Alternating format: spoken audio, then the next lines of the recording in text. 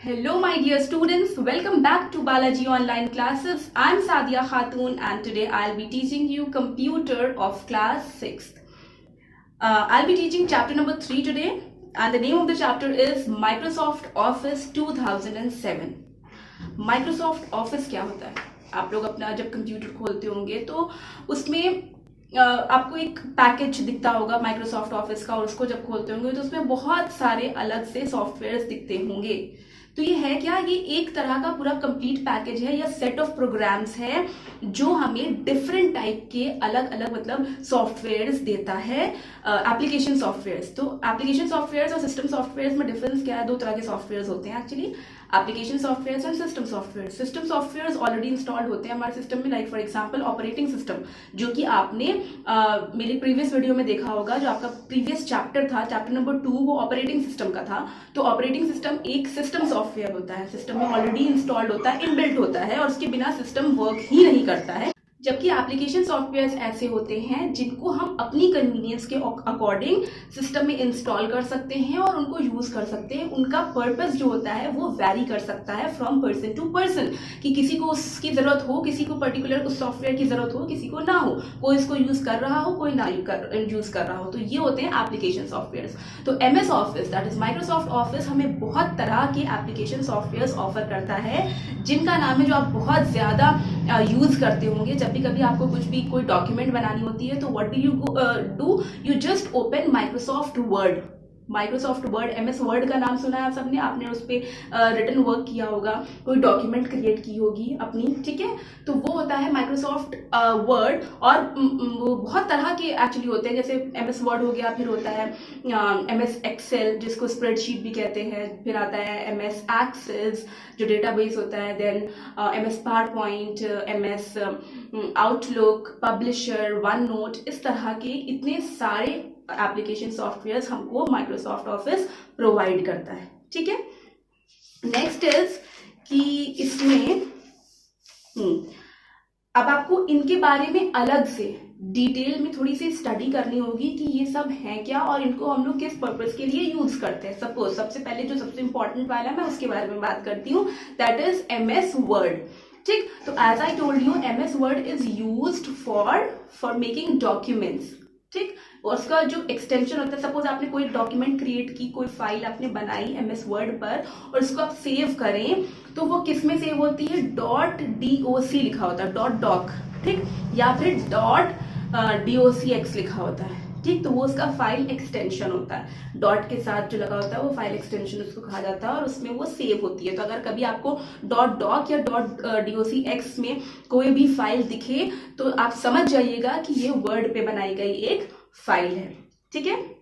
तो इस तरह से आप इसमें क्रिएट कर सकते हैं। नेक्स्ट आता है spreadsheet, that is called MS Excel. MS Excel क्या होता है? उसमें भी रोज एंड कॉलम्स के, मतलब एक पूरी शीट की तरह बनी होती है, और उसमें रोज और कॉलम्स बने होते हैं, और उसमें डिटेल मतलब डेटा एंटर किया जाता है और स्टोर किया जाता है, ठीक है?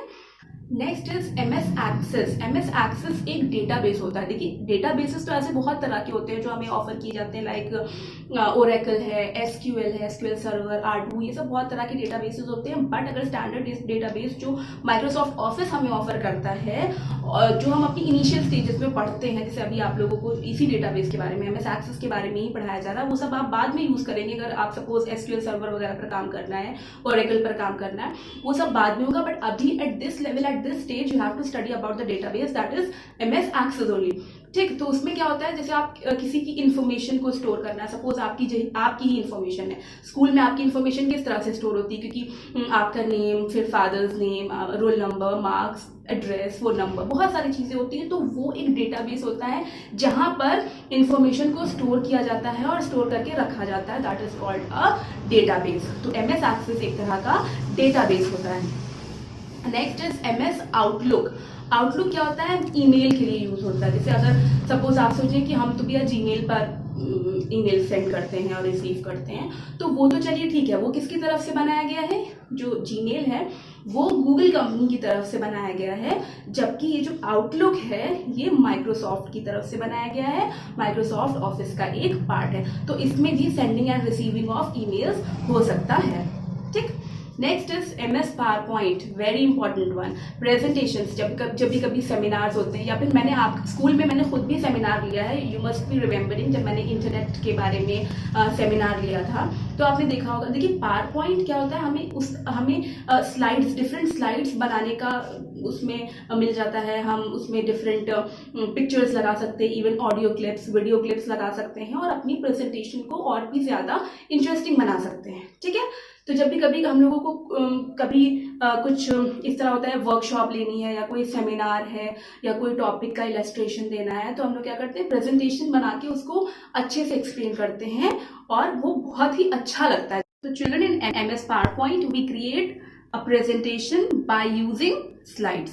Next is MS Office one note में क्या होता है कि आप कोई भी अपना लाइक रिमाइंडर, आपको कुछ बनाना है या कुछ डायरी एंट्री आप ऐड कर रहे हैं या फिर कुछ भी अपना पर्सनल लिखना चाहते हैं.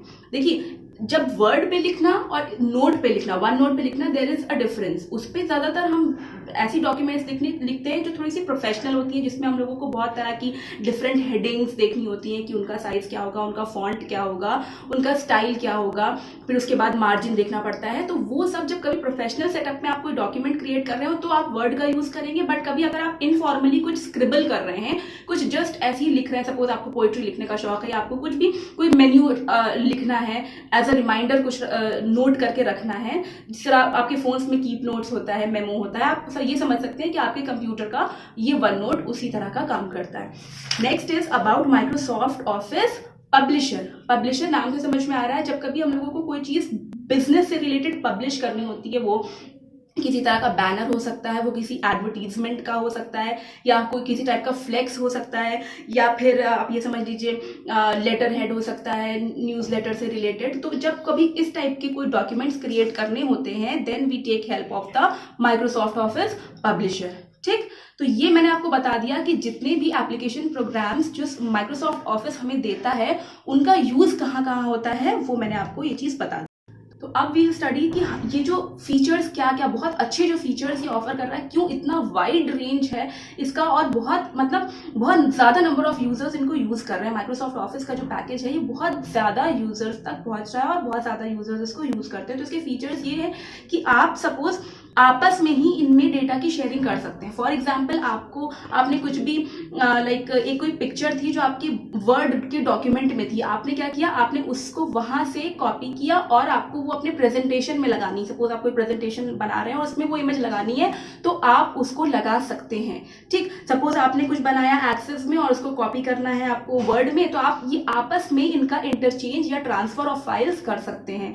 ठीक. एंड नेक्स्ट इज कि इसमें सिमिलर इंटरफेस मिलता है. मतलब अगर आपको सपोज वर्ड पे काम करना आता है, ठीक, तो जिस तरह का वो इंटरफेस देगा कि हाँ ये होता है, इस तरह से सेव होता है, इस तरह से डिलीट होता है, इस तरह से ओपन होता है, तो इंटरफेस इनके सारे सॉफ्टवेयर्स में ऑलमोस्ट सेम होता है. तो ये सिमिलर इंटरफेस जो होता है, इससे हेल्प होती है यूजर्स को कि अगर उनको किसी एक पैकेज पे भी, किसी एक सॉफ्टवेयर पे भी काम करना आता है, तो वो इस पैकेज के सारे सॉफ्टवेयर पे बहुत ही कंफर्टेबली काम कर सकते हैं. So children, this was it about the chapter. I hope you have understood it and do read it, go through the chapter, and the exercises and the question answers of this chapter will be provided on School Mitra app. Go and download it from there and do it in your copies.